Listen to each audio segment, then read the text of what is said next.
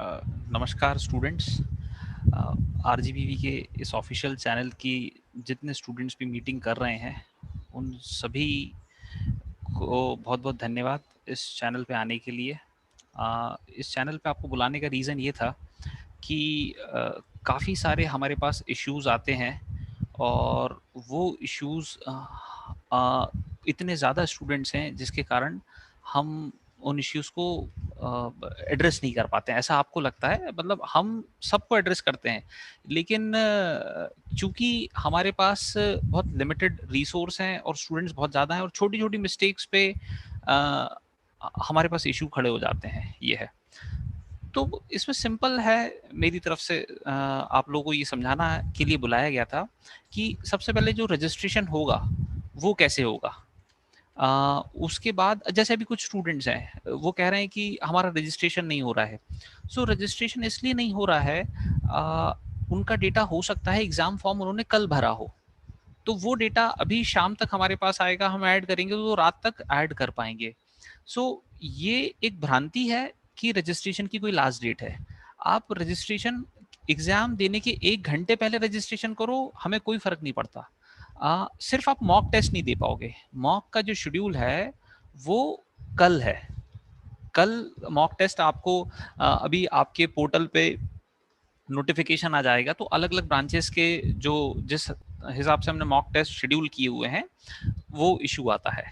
अब तो अपन सबसे पहले रजिस्ट्रेशन को एड्रेस करते हैं कि रजिस्ट्रेशन में क्या होता है। रजिस्ट्रेशन में जो जनरल प्रॉब्लम्स आती हैं वो जैसे आप अभी गौरव सर की स्क्रीन पे देख रहे हैं, तो ये वेबसाइट है degree.rgpvexam.in।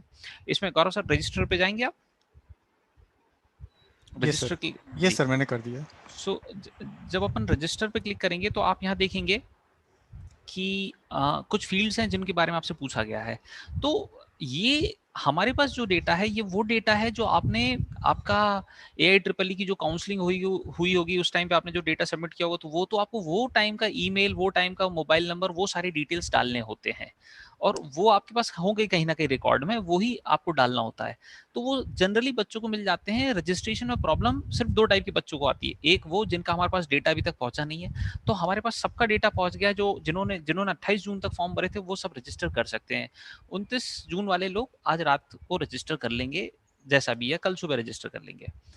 अब वो लोग रजिस्टर नहीं कर पाएंगे जिनके नाम में जो डेटा एंट्री ऑपरेटर है, आप जिस भी जगह से डेटा भरा गया होगा आपका, तो उन्होंने क्या किया होगा कि जैसे कहीं पे भी आपका नाम है, तो आपका नाम है मान लीजिए श्याम गुप्ता, तो आपने कहा श्याम स्पेस गुप्ता, तो शाम के बाद डबल स्पेस डले हुए हैं, इस वजह से आप कर नहीं पा रहे रजिस्टर। तो एक बार आप ऐसी भी कोशिश करके देखिएगा, श्याम स्पेस गुप्ता, ये एक समस्या आती है। फादर्स नेम आपको कहीं डालना है, तो फादर्स नेम मान लीजिए कि लंबा सा है, कुछ मान लेते हैं, कुछ भी, जैसे हेमराज सिंह चौहान है आपके, मतलब जो भी है। सो उसमें ऐसा हो सकता है कि बीच में 2 बार स्पेसेस डले हुए हों और वो स्पेसेस का ही खेल है बेसिकली। अगर नहीं कर पा रहे हैं, ये सब आप कोशिश करिएगा। अगर आप नहीं कर पा रहे हैं तो चिंता ना करें, अपने पास अभी एग्जाम चालू होने में काफी समय है। रजिस्टर नहीं करेंगे तो आप अपने किसी फ्रेंड के साथ बैठ के उसके साथ बैठ के मॉक टेस्ट देख सकते हैं कि मॉक टेस्ट में होता क्या है, करना क्या होता है। मॉक टेस्ट में एक सिस्टम पे एक साथ अगल बगल में अगर 2 लोग भी कैमरे में आ जाएंगे तो हमें कोई प्रॉब्लम नहीं है, तो देख सकते हैं। अगर आप रजिस्टर आप नहीं कर पा रहे, लेकिन पैनिक ना हो, रजिस्टर सबका होगा। अभी आरजीपीवी एग्जाम सपोर्ट वाली जो आईडी है उसके ऊपर ऑलमोस्ट 70,000 बच्चे हैं जिन्हें एग्जाम देना है अभी, जिनका हमने रजिस्ट्रेशन ओपन किया है। उनमें से 39,000 ने क्वेरी कर दी है। अब 39,000 ने क्वेरी कैसी, हाय सर, हेलो सर, सी बहुत कम टाइम है हमारे पास, तो हम इनका रिप्लाई नहीं कर सकते। आप सीधे सीधे मैं एक बार चैनल में फिर से डालूंगा, जब भी आपको क्वेरी करनी है तो आप हमेशा अपना एनरोलमेंट नंबर डालें, अपना नाम डालें, फादर्स नेम डालें, आपका इशू डालें, इशू क्या है वो एग्जैक्टली, तो हम उसको एड्रेस कर पाएंगे। तो उसको देख के हम काफ़ी चीज़ें समझ जाते हैं, तो फटाक से आपको आंसर कर सकते हैं। तो ये सब चीज़ें कुछ आपको डालनी होंगी तो आपका रजिस्ट्रेशन कंप्लीट हो जाएगा। गौरव, इसके अलावा रजिस्ट्रेशन में और कोई इशू आता है क्या? सर, स्टूडेंट्स यहाँ पे स्मॉल लेटर में अपना डाल देते हैं बहुत रजिस्ट्रेशन। फॉर इंपॉर्टेंट पॉइंट है एग्जांपल ये। मतलब क्या होता है कि सीए लिख रजिस्ट्रेशन दिया। आपको हमेशा ही कैपिटल में ही डालना है। आप कोशिश करेंगे स्मॉल में डालने की, और कैपिटल में है हमारे डेटा में वो मैच नहीं करेगा, हम एग्जैक्ट केस मैच कर रहे हैं, तो ये एक इशू आ जाता है। इसको आपको ध्यान देना होगा। ठीक है गौरव, और बस सर, यही था। ठीक है। तो आपने रजिस्ट्रेशन किया, मान लीजिए किसी रीजन से आप रजिस्टर हो भी गए हैं, और या तो आपने किसी और को बोला था और आपने पासवर्ड भूल गए हैं, तो पासवर्ड रीसेट करने का ऑप्शन है, रजिस्टर पे क्लिक करेंगे, नीचे जो है रीसेट पासवर्ड का ऑप्शन, और register sorry no sir, login पे क्लिक करेंगे। लॉगिन से सो करते हैं। लॉगिन में क्लिक करने पे नीचे रजिस्टर फॉरगेट पासवर्ड का ऑप्शन है, तो यहाँ पे फॉरगेट पासवर्ड पे क्लिक किया।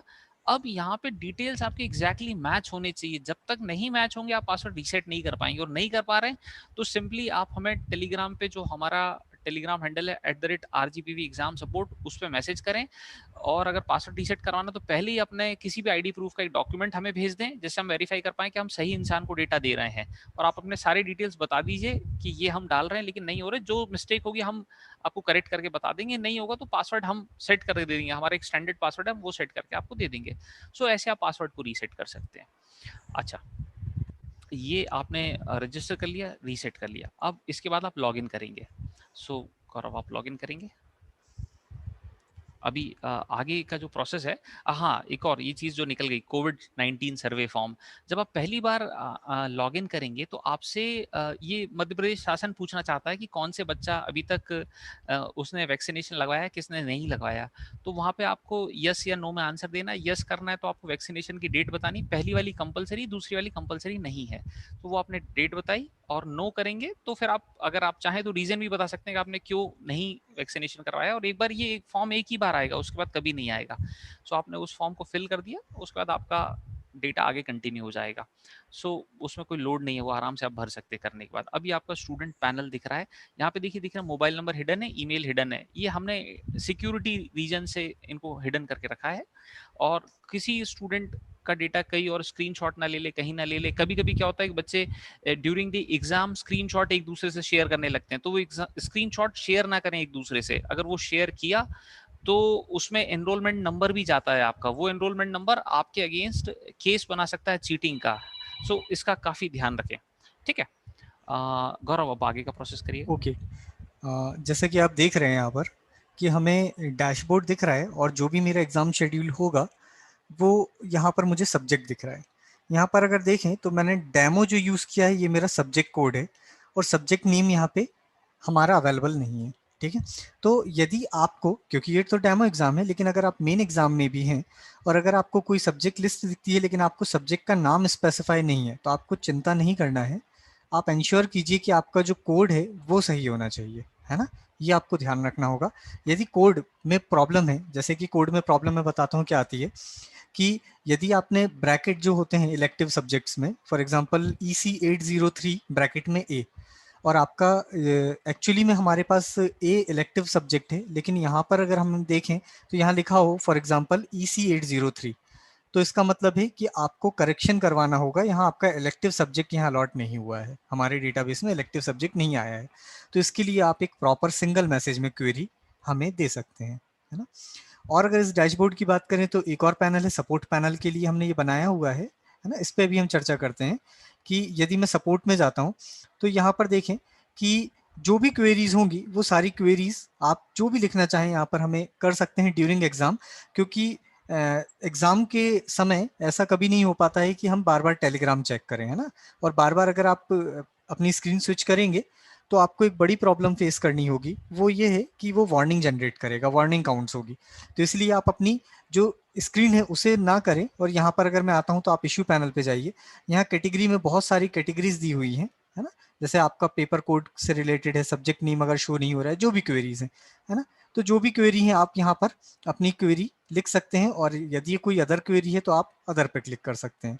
ठीक है, तो ये मैंने लिखा, और मैं चाहूँ तो यहाँ पर कुछ एक मैसेज भी टाइप कर सकता हूँ ताकि एक रिमार्क रहे कि ऑटोमेटिकली कोड, और यहाँ पर मैंने लिख दिया कि CS802, ये मेरा जो कोड था इस सब्जेक्ट का पेपर कोड, ये मेरा ऑटोमेटिकली सबमिट हो चुका है ना? और मैं सबमिट कर देता हूँ तो देखिए सबमिट हो गया है, और ये अभी आपका जो इश्यू है वो पेंडिंग है ना? ऑटोमेटिकली आपको एक रिप्लाई आ चुका है ऑटो जनरेटेड, और जैसे ही सपोर्ट से जो भी क्वेरी सॉल्व कर लेंगे आपकी प्रॉब्लम, तो यहाँ पर आपको यहाँ पर एक चेन ट्री फॉर्मेट में आपको रिप्लाईज आपको दिखने लगेंगे, है ना? तो जो भी प्रॉब्लम होगी वो आप यहाँ पर आप और कर सकते हैं इसमें क्वेरी, है ना? जैसे मैं लिख देता हूँ नॉट शोन, ठीक है, और ये मैंने एंटर किया, तो ये कंटिन्यू मैं क्वेरी कर सकता हूँ। आपको एक चीज याद रखनी होगी, आप हमेशा ध्यान रखिएगा कि आप जब भी क्वेरी करें तो कंटिन्यू 10 क्वेरी ना करें, है ना? क्योंकि 2 घंटे का एग्जाम है, तो आप ये समझिएगा कि 2 घंटे में जब अगर आप पैनिक होके कंटिन्यू अलग अलग नई नई क्वेरी करेंगे, है ना, फॉर एग्जांपल आप फिर से नई क्वेरी कर देते हैं, ये सबमिट फिर आपने किया, तो अब आपकी 2 क्वेरी जनरेट हो चुकी हैं हमारे पास, है ना। तो ये बहुत प्रॉब्लम हो जाती है कभी कभी ट्रैक करना, है ना। तो इसलिए जो भी क्वेरी हो, आप एक ट्री फॉर्मेट में ही उसे एक एग्जाम के लिए एक ट्री को ही फॉलो करें। हाँ, अगर कोई प्रॉब्लम प्रॉब्लम आपकी फेस आपने की थी और वो रिजॉल्व हो गई और नई प्रॉब्लम आई है, तब जाके आप नई क्वेरी जनरेट कीजिए, है ना, तब जाके आप कीजिएगा, डायरेक्टली ना करें, ये ध्यान रखिएगा। अब मैं आ जाता हूँ डैशबोर्ड पर। डैशबोर्ड पर जैसे ही मैं आता हूँ तो यहाँ पर मुझे एक स्टार्ट एग्जाम का बटन इनेबल दिख रहा है। स्टार्ट एग्जाम बटन में अगर आप ध्यान दें तो ये बटन कई बार आपको डिसेबल दिखेगा और कई बार आपको इनेबल दिखेगा और कई बार ये बटन नहीं दिखेगा कुछ पेपर्स में। यदि नहीं दिखता है और अगर आपका एग्जाम अगले दिन है तो ये चिंता का विषय है, आप जरूर अपनी क्वेरी डाल दीजिए कि मुझे स्टार्ट बटन मुझे नहीं दिख रहा है ना। तो इस कंडीशन में आप डाल सकते हैं बटन अगर इनेबल है तो दैट मीन्स आपका एग्जाम प्रॉपर शेड्यूल्ड है, बस आपको स्टार्ट पर क्लिक करना है जब भी आपका टाइम आ जाता है तब। तो फॉर एग्जाम्पल मैं यहाँ पर क्लिक कर लेता हूँ, अभी देख लेते हैं हम। ये मैंने क्लिक किया स्टार्ट एग्जाम पर, नए टैब पर हम आ गए हैं। ओके, और ये मुझसे कुछ इंस्ट्रक्शन है। अच्छा, और बीच-बीच में गौरव क्या है, मैं वैसे ही आंसर कहीं-कहीं से मेरे पास श्योर क्लिक सर। करते रहेंगे, तो ये एग्ज़ाम जो है ओपन बुक एग्ज़ाम नहीं है। दिस इज़ हाँ एमसीक्यू एग्ज़ाम, उसके बारे में भी 2 मिनट से अपन डिस्कस करते हैं। लेकिन ये ओपन बुक नहीं है, ये एमसीक्यू एग्ज़ाम है, ऑनलाइन है, इंडिविजुअल आपको ही देना है, कोई मेथड यूज़ करना नहीं है आपको। जैसे आप कंप्यूटर पे दे रहे होंगे। गौरव आप अपना खत्म कर लो, फिर स्टार्ट करता हूँ मैं इसे। हाँ जी, बिल्कुल बिल्कुल सर, श्योर। मैं इसे स्टार्ट कर देता हूँ। ये मैंने स्टार्ट किया, अब ये मेरा एग्ज़ाम स्टार्ट हो चुका है। अब एक चीज़ देखिएगा कि यदि आपके कैमरा, यहाँ पर आपको क्वेश्चंस दिख चुके हैं, कितने आपने सीन कर लिए, कितने अनसीन हैं, यूनिट्स के अकॉर्डिंग या मार्क्स के अकॉर्डिंग कुछ डिवीजन आ गया है। एक्चुअली ये डेमो टेस्ट है इसलिए आपको प्रॉपर डिस्ट्रीब्यूशन ना दिखे, तो ये एक मैंने एक सेक्शन बना के यहाँ पर दे दिया है। अब इसमें देखिए, इसे हम समझते हैं। ऊपर आपका टाइम चल रहा है। ओके, यहाँ पर आपका क्वेश्चन है, आपका एक एनरोलमेंट नंबर यहाँ दिख रहा है। ये जितने भी हैं ऑप्शंस हैं, आप किसी पर भी क्लिक करके अपना रिस्पॉन्स ले सकते हैं। आप क्लियर करेंगे तो ऑप्शन आपका क्लियर हो जाएगा, ये देखिए। ठीक है, आप चेंज करना चाहें तो चेंज कर सकते हैं, जो भी ऑप्शन चाहें। जैसे ही आपका ये हो जाता है तो आप या तो नेक्स्ट पे क्लिक करें या तो डायरेक्टली आप नेक्स्ट क्वेश्चन पर आ सकते हैं, है ना। डायरेक्टली भी आप कहीं पर भी स्विच कर सकते हैं। अब ये नेक्स्ट पर आए, मुझे इसे छोड़ना है तो मैं इसे आगे बढ़ जाता हूँ। मैंने एक आंसर किया हुआ है, 17 मेरे अनसीन हैं, 2 मेरे सीन हैं। सिंकिंग पर अभी हम चर्चा करेंगे, सिंकिंग का मतलब क्या है। यहाँ पर देखिए एक ऑन स्क्रीन डिस्प्ले मैसेज चल रहा है जो कि आपको इंपॉर्टेंट नोटिस बताएगा। फॉर एग्जांपल किसी भी वजह से इस एग्ज़ाम को आधे घंटे या 15 मिनट बढ़ाया गया है, तो जो भी इंफॉर्मेशन होगी, इंपॉर्टेंट इंफॉर्मेशन, वो आपको यहाँ पर हमेशा दिखेगी। तो आपको ये इंश्योर करना है कि आप हमेशा यहाँ पर भी ध्यान दें, क्योंकि जो भी नोटिस होंगे वो आपको ड्यूरिंग एग्जाम यहाँ पर दिखेंगे विथ पेपर कोड। ठीक, यहाँ पर अगर हम देखें तो ये प्रीवियस है, पिछले क्वेश्चन में जाने के लिए। ये नेक्स्ट बटन है अगले क्वेश्चन में जाने के लिए। आपको एक चीज़ और इंश्योर करनी है, जब भी आप एग्ज़ाम चालू करेंगे, आपका कैमरा हमेशा आपको परमिशन दे के रखनी होगी, है ना। तो देखो ये क्या आप है कि ध्यान रखिएगा। मैं स्टूडेंट्स को बोलूंगा जो चैट में कमेंट डाल रहे हैं, 1 सेकंड लगेंगे मुझे ये ब्लॉक करने में कि कोई चैट पे बातचीत ही ना कर सके, है ना। लेकिन मैंने वो ऑन इसलिए कर रखा है कि हमें आपकी तक की इन्फॉर्मेशन हमारे पास आए कि आप क्या बोल रहे हो, सोच रहे हो, है ना। अब कोई उसको आप कितनी बार भी लिखोगे ओपन बुक है, या आप उसमें कितनी बार भी लिखोगे कि ऐसा कुछ करो, जो गलत है वो गलत है। मतलब एग्जाम एमसीक्यू होगा, जैसे है वैसे ही होगा। आप उसमें जेन्युइन क्वेश्चंस बोलोगे तो मैं आंसर दे यहाँ पे देख रहा हूँ कि क्या होगा, मैं सबके आंसर देने की कोशिश भी करूंगा, ठीक है ना। तो Gaurav sorry, continue. Okay, no no problem sir. Okay, तो अब यहाँ पर देखिएगा कि ये मेरा जो कैमरा है, ये यहाँ पर अगर आपको आपका फेस प्रॉपर नहीं दिखता है, मतलब आप एकदम स्ट्रेट बैठे हैं लेकिन आपको नहीं दिख रहा है, तो आपको चिंता नहीं करनी है, हम पूरा प्रॉपर फेस ही कैप्चर कर रहे हैं। ठीक है, यहाँ पर हमने इसे हिडन करके रखा हुआ है। ठीक है, तो बहुत सारे स्टूडेंट्स का ये क्वेश्चन था कि सर मैं जब भी, मतलब लास्ट जो एग्ज़ाम हुआ था उनका ये क्वेश्चन था कि सर हम प्रॉपर सामने बैठे हुए हैं लेकिन हम नहीं दिख रहे हैं। तो ये हमने इसकी विजिबिलिटीज़ को साइड में करके रखा हुआ है, तो इसकी चिंता आप बिल्कुल ना करें। आपको इंश्योर ये ज़रूर करना है कि आपने जो एग्ज़ाम दे रहे हैं उसमें आपका कैमरा की परमिशन हमेशा होनी चाहिए। इन केस अगर कोई प्रॉब्लम आ रही है, कैमरा परमिशन आपने दे दी तो भी शायद ये ओपन नहीं हो रहा है, मैं एक फर्स्ट केस मानता हूँ कि नहीं हो रहा है, तो आप क्या कीजिए, आप क्रोम का एक इनकॉग्निटो विंडो है ना, या तो आप वो ओपन करें, और वो भी नहीं कर रहे हैं तो आप अपनी हिस्ट्री या कैशे क्लियर करें। कैशे क्लियर करने मतलब ऑल टाइम हिस्ट्री क्लियर करनी होगी इसके लिए आपको, है ना। सारी हिस्ट्री क्लियर कीजिए आप, और इसके बाद अपने ब्राउजर को रीस्टार्ट कीजिए, कैमरा परमिशन ऑटोमेटिकली आ जाएगी, पहली चीज। दूसरी चीज ये है कि आप मॉक टेस्ट जरूर दें। मॉक टेस्ट देने से क्या होता है कि आप अगर एक बार अपनी उस डिवाइस से परमिशन दे चुके हैं तो नेक्स्ट टाइम आपको देने की जरूरत नहीं है। जैसे मैंने डायरेक्टली एग्जाम स्टार्ट किया है वैसे ही आप भी कर सकते हैं, है ना। और तब भी अगर आपको एक और वर्स्ट केस मानते हैं हम कि तब भी आपको ये प्रॉब्लम आ रही है ना, तो अब इस टाइम पे उन 2 घंटे में हमारे पास एक ही ऑप्शन बचता है डिवाइस चेंज का। तो तुरंत आप अपने एक डिवाइस चेंज कर लीजिए, है ना। यानी कैमरे के बिना, आप कैमरे को परमिशन दिए बिना आप एग्जाम नहीं दे सकते हैं। तो सिंपल से मैंने ऑप्शन बताए, या आप पहले तो मॉक टेस्ट दे दें, तो आप परमिशन पहले ही दे चुके होंगे।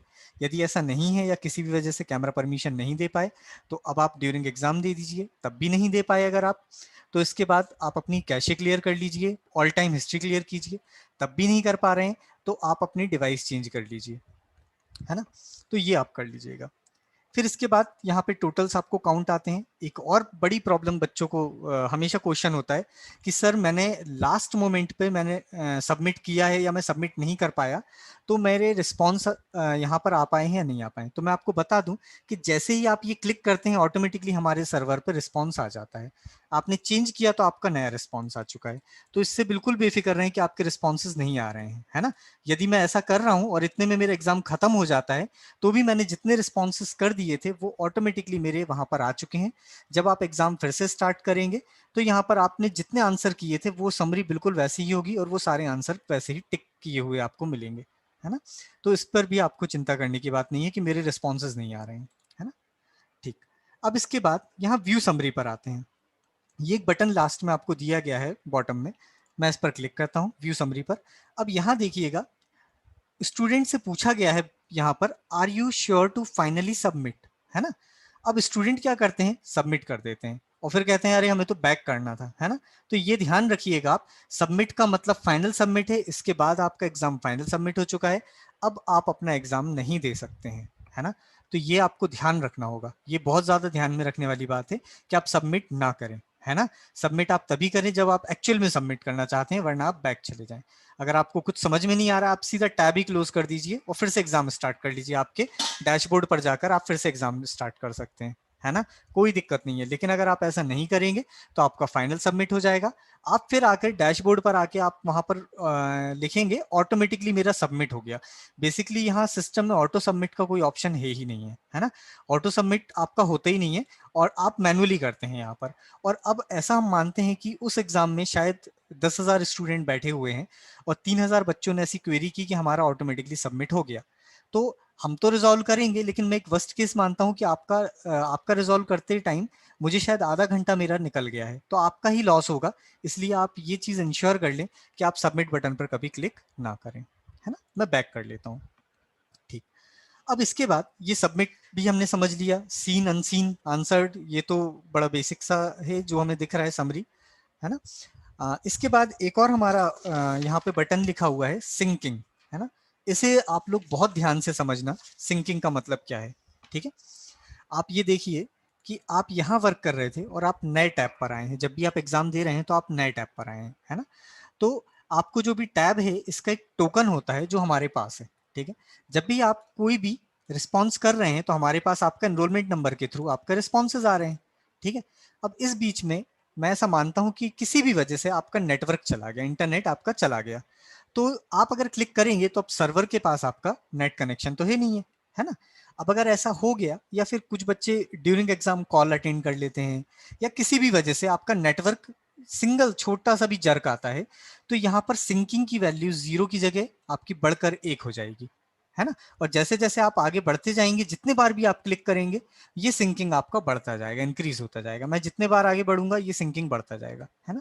यानी कि सिंकिंग का मतलब है इतने आपकी रिक्वेस्ट जो है वो सर्वर पर अभी भी नहीं आई है ना।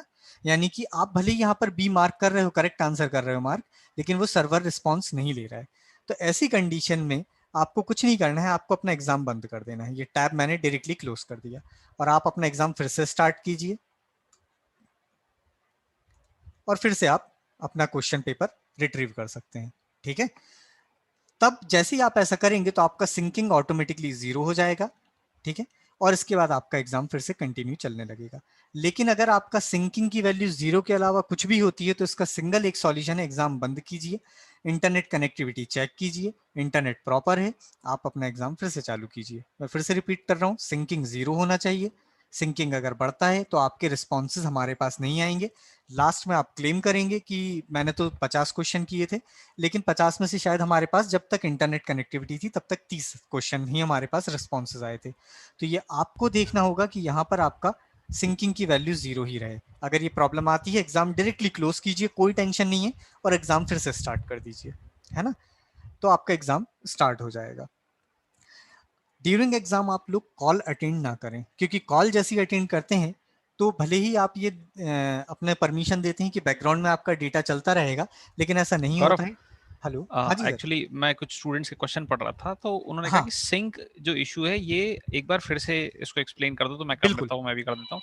बिल्कुल। सो इसमें सिंपल ऐसा है कि आपने एग्जाम दे रहे हैं, एग्जाम दे देते थे, बीच में आपका इंटरनेट डिस्कनेक्ट हो गया या फिर आपके फोन पे कोई कॉल आ गया।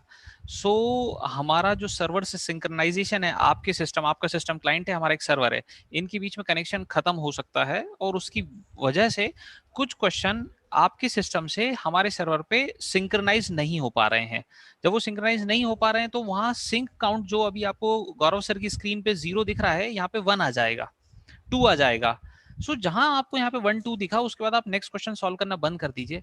सिंपल इस ब्राउजर विंडो को कर दीजिए क्लोज, और फिर से जाके स्टार्ट एग्जाम चालू कर लीजिए। तो जितने आपने आंसर दिए थे वो सब सॉल्व हैं, और जितने उसके मतलब ऐसा नहीं है कि आपका एक भी क्वेश्चन वेस्ट हुआ है या टाइम वेस्ट हुआ है, बस आपके कनेक्शन क्योंकि डिस्कनेक्ट हुआ था, हम एक टोकन जनरेट करते हैं बैकग्राउंड में, वो टोकन एक्सपायर हो गया था, इसकी वजह से आप हमारे सर्वर से कम्युनिकेट नहीं कर पा रहे। तो फिर से आप स्टार्ट करेंगे, एक नया टोकन मिलेगा, आप फिर से कनेक्शन स्टार्ट कर देंगे, फिर से आपका जितना पुराना सेव था वो सेव है, उसके आगे से नया चालू हो जाएगा। सेम वही क्वेश्चन रहेंगे, क्वेश्चन चेंज नहीं होंगे। और सिंक इशू सबको आएगा। कब आएगा? अगर एग्जाम टाइम 4 बजे है, और 4 बजे है मेरा मतलब कि 2 से 4 आपका एग्जाम है मान लीजिए, या 11 से 1 आपका एग्जाम है। सो आप अगर एग्जाम पेपर को 1 बजे सबमिट करने की कोशिश करेंगे ना, तो 1 बजे एग्जाम खत्म हो चुका है। तो अब आपको वहां पे सिंक में वैल्यू दिखेगी 1 2 3, और वो कभी भी अपलोड नहीं होगी हमारे सर्वर पे। क्यों? क्योंकि हमारे सर्वर से कनेक्शन तो कट चुका है आपका, तो अपलोड होनी ही नहीं। आप सिंपल विंडो क्लोज करो, घर जाओ। लेकिन वो कभी चेंज नहीं होगा। तो आपको पेपर हमेशा समय से पहले सबमिट करना है, ये ध्यान रखेंगे। सिंकिंग का कोई इशू नहीं आएगा। कॉल नहीं उठाना है ड्यूरिंग दी एग्जाम, तो या तो अपने कॉल डाइवर्ट करके रख दीजिएगा अपने फोन पे, अगर आपको लगता है कॉल आ रहा है। कुछ बच्चे क्वेश्चन पूछ रहे थे कि कीबोर्ड हम चला सकते, वो सॉरी कीबोर्ड बोल रहा हूँ मैं, हम मोबाइल फोन से कैमरा एग्जाम दे सकते हैं, नहीं दे सकते हैं? बिल्कुल, आप मोबाइल फोन से एग्जाम दे सकते हैं, उसमें कोई डाउट ही नहीं है। कुछ बच्चे पूछ रहे थे कि बीच में हमें रफ वर्क करना है, हम रफ वर्क कर सकते हैं। मैथ्स वाले बच्चे बिल्कुल रफ वर्क कर सकते हैं, उनको कोई दिक्कत नहीं है, वो वहीं सामने, लेकिन वो कैमरे के सामने से नहीं हटेंगे। एक बच्चे ने क्वेश्चन पूछा था कि if log out during the exam तब क्या होगा? सो लॉग आउट आप हो गए तो आप जो है वो विंडो को फिर से क्लोज कर दीजिए। सिस्टम बंद हो गया, लाइट चली गई, कुछ भी हो गया, आग लग गई, आप दूसरा सिस्टम चालू करिए, अपनी आईडी पासवर्ड को दूसरे सिस्टम पे लॉगिन करिए, दूसरे मोबाइल पे लॉगिन करिए अगर सिस्टम नहीं है तो। और आपने जितना सेव कर दिया था, जितने आपके हो गए थे, उतने आंसर्स हमारे पास सेव हैं, उसके आगे से ही आपका एग्जाम चालू होगा फिर से।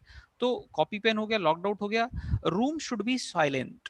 आपके रूम में कोई नॉइज नहीं होना चाहिए, कोई दूसरा इंसान कैमरे में नहीं आना चाहिए। ये सब चीजें कुछ ध्यान है। तो किसी स्टूडेंट ने कहा क्या हम सांस ले सकते हैं, नहीं ले सकते हैं, तो मैं उनको बताना चाहूंगा कि जितने भी स्टैंडर्ड एग्जाम्स होते हैं वो कुछ इसी पैटर्न पे होते हैं। सो यूनिवर्सिटी इज अपग्रेडिंग, बच्चों को भी अपग्रेड कर रही है कि भाई हम एक नेक्स्ट लेवल पे जाएं। तो ओपन बुक ही क्या होता है, मतलब अपने को पढ़ना है और एग्जाम देना है, वो सबको करना है, ठीक है ना। सो प्रॉपर लाइटिंग होनी चाहिए रूम में। ये जितने क्वेश्चन अभी बीच में मेरे से चैट में मैंने देखे थे वो सबके मैंने आंसर कर दिए। गौरव आप प्लीज कंटिन्यू करो। Okay sir, okay. तो सिंकिंग मैं फिर से रिपीट कर रहा हूँ, फिर हम आगे बढ़ते हैं, क्योंकि सिंकिंग से रिलेटेड ही अपना नेक्स्ट टॉपिक होगा। ड्यूरिंग एग्जाम आपका कॉल फोन, मतलब फोन पर कोई भी कॉल नहीं आना चाहिए, ठीक है। यदि वो कॉल आ जाता है तो आपका कनेक्शन ब्रेक हो जाएगा सर्वर से, और आपको यहाँ पर पूरा पेपर दिखेगा, लेकिन हमारे सर्वर पर किसी भी प्रकार के रिस्पॉन्सेज नहीं आएंगे। ठीक है। तो सिंकिंग आप बीच में हर मतलब एक अगर मेरे हिसाब से तो यहाँ डायरेक्टली दिख भी रहा है, लेकिन अगर आप चाहें तो एक बार देख सकते हैं, जो मोबाइल फोन पर हैं वो लोग स्क्रॉल डाउन करके देखते रहें कि भाई ये सिंकिंग की वैल्यू 0 से ज़्यादा तो नहीं हो गई है ना, जैसे ही होती है रीस्टार्ट एग्जाम। अच्छा, अगर आपका एग्जाम 2 बजे से 4 बजे तक शेड्यूल्ड है, ठीक है। अब हुआ क्या कि 4 बज चुके हैं आपके, और 4 बजने के बाद भी आप इस क्वेश्चन पेपर को सॉल्व कर रहे हो, तो सर्वर आपके रिस्पॉन्सेज लेना बंद कर देगा। ये मैं आगे बढ़ रहा हूँ, लेकिन सर्वर यहाँ रिस्पॉन्सेज नहीं ले रहा है। क्यों? क्योंकि 4 बज चुके हैं और आपका टाइम, एग्जाम टाइम ओवर हो गया। अब इसके बाद कुछ बच्चे जाते हैं और सबमिट करते हैं, तो वो कहता है नहीं, एग्जाम नॉट शेड्यूल्ड। और वो गलत भी नहीं बोल रहा है सिस्टम, वो उसका कहना ये है कि भाई 4 बज गए हैं, आपका टाइम ओवर हो चुका है, एग्जाम शेड्यूल्ड अब नहीं है, अब मैं रिस्पॉन्सेज आपके नहीं ले पाऊंगा, है ना। तो आप ये इंश्योर कीजिए, देखो आपको 2 से 4 का पूरा टाइम मिल रहा है, इसके बाद हम सबमिट लेते हैं, ठीक है। लेकिन आप एक चीज समझिएगा कि शायद आपकी जो घड़ी है वो और जो सर्वर की घड़ी है उसमें शायद 0.2 सेकंड का, या मतलब ऐसा कोई छोटा सा जर्क है। तो आपको लगेगा कि नहीं, अभी तो 3:59 है, अभी तो मैं सर्व मतलब अभी मैं दे सकता हूँ, कर सकता हूँ, लेकिन सर्वर ने वहां पर रिस्पॉन्सेज लेना बंद कर दिए। तो आप ये हमेशा ध्यान रखिए, उस टाइम भी ऑटोमेटिकली सिंकिंग बढ़ने लगेगा, है ना। तब आप ये हमेशा ध्यान रखिए कि आपका एग्जाम 2 घंटे के भीतर ही आपका क्या होना चाहिए, खत्म हो जाना चाहिए। आप पूरा एग्जाम अपने 2 घंटे जो आपको प्रॉपर टाइम मिलेगा उसमें आप कंप्लीट करें, है ना। वरना आप जाएंगे और सबमिट करेंगे, वो आपको एरर दे देगा, ठीक है। ये एक आप आदत डालें कि अगर आपका एग्जाम पूरा कंप्लीट हो गया है तो आप सबमिट जरूर कर दें, है ना। वरना अगर आप सबमिट नहीं करेंगे तो आपका कनेक्शन कभी भी खत्म नहीं होगा। सबमिट कर देंगे, इसके बाद कोई भी प्रॉब्लम नहीं आने वाली। अगर वो प्रॉपर सबमिट कर देगा, आपको बोल देगा thank you, tata, bye bye, तो दैट मीन्स कि आपका पूरा हमारे पास रिस्पॉन्सेज आ चुके हैं, ठीक है। तो मैंने अनसीन बता दिया, सीन बता दिया, आंसर्ड हो गया, सिंकिंग बता दिया, और ये भी बताया कि आपका जब टाइम खत्म हो जाता है तो इसके बाद भी आप कैसे इसको आप सबमिट नहीं कर सकते हैं एग्जाम, है ना। अच्छा, एक और चीज़ थी यहाँ पे, कुछ क्वेश्चन में आपको यहाँ पे यूनिट 1 के हिसाब से पेपर, यूनिट वाइज़ पेपर दिखेगा कुछ सब्जेक्ट्स में, और कुछ पेपर में ऐसा हो सकता है कुछ सब्जेक्ट्स में कि आपको एक ही यूनिट में सारे क्वेश्चन दिखें। तो वो कुछ भी सिचुएशन हो सकती है डिपेंडिंग कि पेपर आपका कैसा बना है। तो कुछ को यूनिट 1, 2, 3, 4, 5 में पेपर दिखेंगे, सारे क्वेश्चन दिखेंगे, कुछ को यूनिट 1 में दिखेंगे। वो अलग-अलग पेपर का अलग-अलग ट्रीटमेंट है, तो उससे अपने को टेंशन नहीं लेना है। आपको जितने क्वेश्चन आने हैं आरजीपीवी में, उतने ही क्वेश्चन आएँगे। जी। सो गौरव, 1-2 क्वेश्चन्स और आए थे, उनके आंसर भी देता हूँ मैं। हाँ जी सर, बिल्कुल। कि आपको आपका कैमरा नहीं दिखेगा। जैसे अभी आप देख रहे हैं यहाँ पे कि गौरव सर सिस्टम के सामने बैठे हैं, लेकिन उनको उनका कैमरा नहीं दिख रहा है, बट उनका कैमरा काम कर रहा है। इस इमेज को हमने ब्लॉक करके रखा है सिक्योरिटी रीजंस, लेकिन हमारे पास बराबर इमेज आ रही। तो इस इशू को आप रिपोर्ट मत करिएगा कि ये कोई इशू है, हमें पता है कि हमने ब्लॉक करके रखी है, हमारे पास आपकी इमेज आ रही है। कुछ लोग क्वेश्चन पूछ रहे हैं एक्सटर्नल कैमरा अलाउ क्यों नहीं है। तो अगर आपके सिस्टम में प्राइमरी कैमरा है, लाइक जैसे आप मेरे लैपटॉप में देख रहे हैं, मेरे लैपटॉप में प्राइमरी कैमरा है, तो ये इस लैपटॉप के प्राइमरी कैमरा में ही हम काम करेंगे। ये इंपॉर्टेंट है। क्यों? क्योंकि इसमें मेरे को 90 डिग्री बिल्कुल ठीक सामने से आपका फोटोग्राफ दिख रहा है, इसलिए यही कैमरा होगा। एक्सटर्नल कैमरा एग्जाम में अलाउड नहीं है इन मोबाइल्स एंड लैपटॉप्स। डेस्कटॉप में आप एक्सटर्नल कैमरा लगा सकते हैं, क्योंकि वो वेबकैम जीरो होगा, वो पहला कैमरा होगा, इसलिए आप डेस्कटॉप में उसको लगा सकते हैं, बट वो सिस्टम में लैपटॉप और मोबाइल में तो लगेगा नहीं, अलाउड नहीं, ठीक है ना। तो डेस्कटॉप में लगा सकते हैं। अगर आपके पास इंटीग्रेटेड कैमरा नहीं है, इंटीग्रेटेड कैमरा है तो एक्सटर्नल उसमें भी अलाउड नहीं होगा आपको।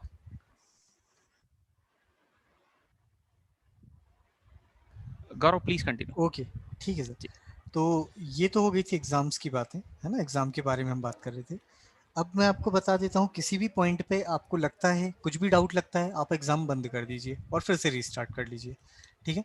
यहाँ पर मल्टीपल पर्सन्स नहीं होना चाहिए। जो मैं प्रॉक्टरिंग की बात करूँ तो मल्टीपल पर्सन्स यहाँ नहीं होना चाहिए। यदि मल्टीपल हैं तो रिपोर्ट्स जनरेट होती हैं। आप टैब स्विच नहीं कर सकते हैं, ये ध्यान रखिएगा। टैब काउंट बकायदा होता है।